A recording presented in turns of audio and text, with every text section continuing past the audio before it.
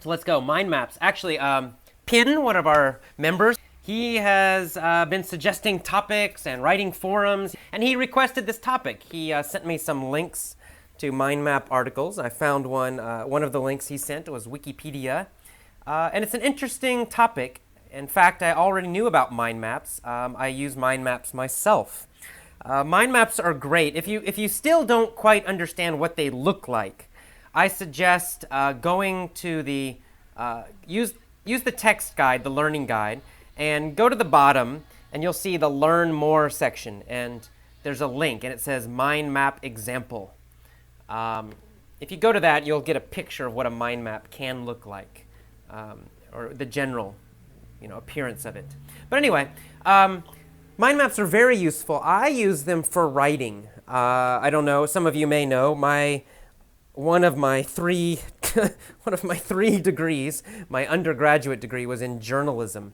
So I'm a writer, and I still write freelance. I haven't written much actually the last year since I came to San Francisco. But before San Francisco, I was living in Thailand, and I would write mostly travel articles and send them to different magazines. Anyway, when I needed to make an article, I needed ideas for an article, I often would use a mind map. So I would put my central idea in the middle of the paper. Let's say I'm in Thailand. I want to write about Thai street food. That was one of my articles. So I'd write Thai street food. I'd put it in the middle of a piece of paper. I'd write it in the center. And then I just start brainstorming, right? I just start thinking of random ideas. The first idea or the first word or phrase that came into my head, I would write it around. So I'd say Thai street food. I would think tom yum. Tom yum is a kind of Thai food. I would write tom yum on the paper and draw a line connecting those two things, street food and tom yum. And then next to tom yum, I would write, 50 baht. 50 baht is about, or 10 baht. 10 baht is about 50 cents, so it's very cheap. And then I would write spicy. And then I would write, next to my apartment, because I'm thinking of a place next to my apartment where I would usually eat. And I would just keep doing that, going crazy. Whatever popped into my head, I wrote it down. And then the next thing that popped into my head, I wrote it down. And I would connect these with lines. If I got stuck, if ideas stopped coming, then I would just look at the paper. I'd pick one of the words on the paper, and I'd concentrate on it, and I would see what associations, what connections, what thoughts I would have connected to that word. So let's say I'm doing this and then I stop. I can't think of anything, and I'm like, oh, well, I'd look at the phrase next to my apartment. I imagine the place next to my apartment, and suddenly I think noise because it was very noisy, and I write down noise. Then I think pollution. Oh, I write down pollution. Then I think plastic seats, and I write down plastic seats, and then I keep going again. Well, after doing this for about 5 or 10 minutes, I have a whole page full of words and phrases. Some are very directly related to my topic, Thai street food. Some are not. Some are totally unrelated. They seem unrelated. But the great thing about this is I would get a lot of interesting details for my article. And I would get some interesting ideas that if I used a normal technique, a normal organization, like an outline, point 1, then A, B, C, point 2, A, B, C, that's kind of a very linear, structured, in my opinion, a little bit boring way to organize a paper. It's okay for school papers, I guess, but for something a little more creative, it's not so good. So I would use a mind map instead, and my writing, it would be the first step of my writing. The second thing I would do, I'd look at my mind map, and I would look for interesting ideas, and I would start circling them. For example, pollution was one of the ideas I used, because sitting on the street in Bangkok, eating, well, there's a lot of pollution. So I wanted to write about that. I wanted to give that feeling. What is it like to be sitting in a street in Bangkok eating, or next to a street in Bangkok, eating food? I wanted to capture some of the feeling, and that includes the pollution, it includes the noise, it includes how the heat, all those details. And making the mind map first helped me remember some of those details. So I would circle the interesting details. I would circle the interesting ideas.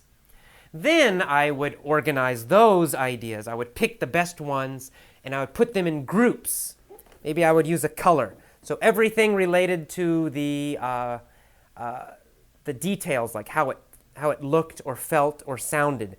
Maybe I might put that in red, circle those with red.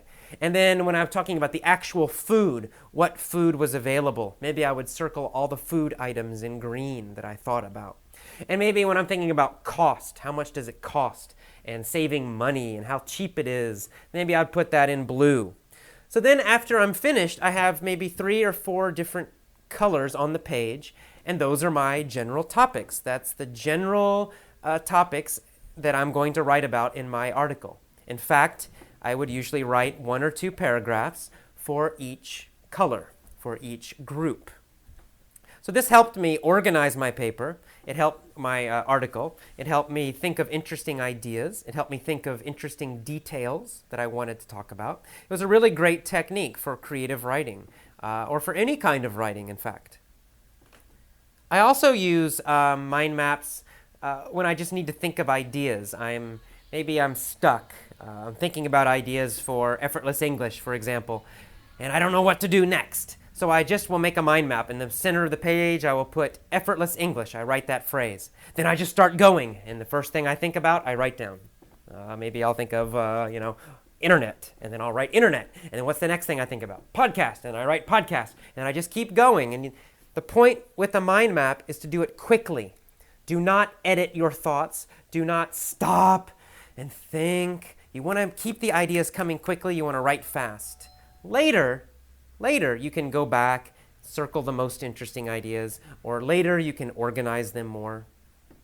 So anyway, that's how I use mind maps. So I use mind maps really to generate ideas, I'd say. That's probably the way I use them most. Now, some people in the article talks about you can use mind maps to take notes. You're in a class, the professor, the teacher's lecturing, giving a talk, and you want to write down the main ideas. So in the center, you might write down the topic, let's say English, learning English.